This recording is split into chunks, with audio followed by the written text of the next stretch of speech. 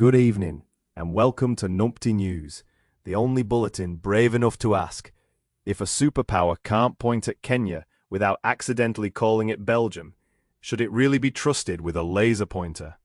Tonight's top story is a proper gold-plated clown parade, a US government map of Africa reportedly mislabeled every single country at a global conference in Brazil. Every single one, viewers. Not one or two little whoopsies. The whole continent got shuffled round like fridge magnets after 6 cans of warm lager. In scenes reminiscent of a pub quiz hosted by a concussed ferret, officials unveiled a giant map apparently assembled by somebody who'd once seen a globe through a bus window. First on scene were Neville Spudcrank, male, freelance map enthusiast, and part-time laminate inspector, whose right eyelid started twitching like a dodgy fruit machine. Hey, I'm right there with you. It's like they've gone at that map with a blindfold and a pot of Bisto. I mean, some of them lines, they've got towns where there should be rivers. And don't even get me started on that mountain range near the coast. They've just slapped it on like a dollop of mash.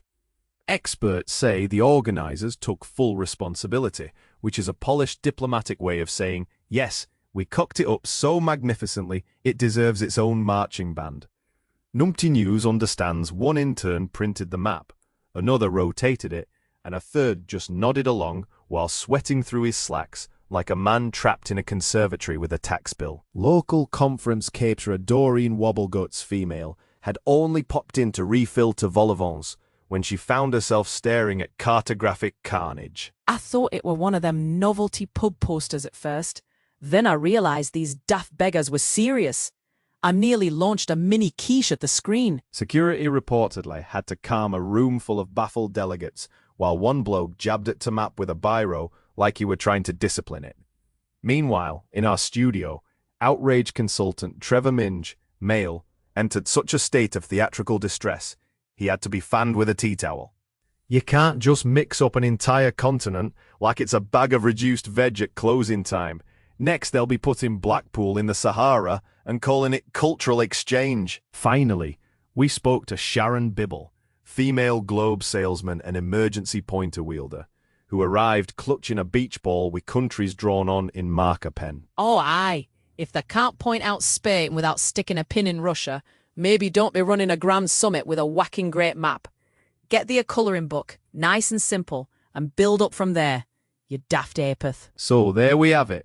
A global summit, a gigantic chart, and a mistake so enormous it could only be measured in acres of embarrassment. Exclusive. Shocked readers told us they now trust the average bingo caller more than official visual aids. That's all from Numpty News. Now tonight we'll be checking whether our weather map has accidentally labelled Barnsley as the moon. And to ensure you don't miss out on tomorrow's Numpty News, please subscribe.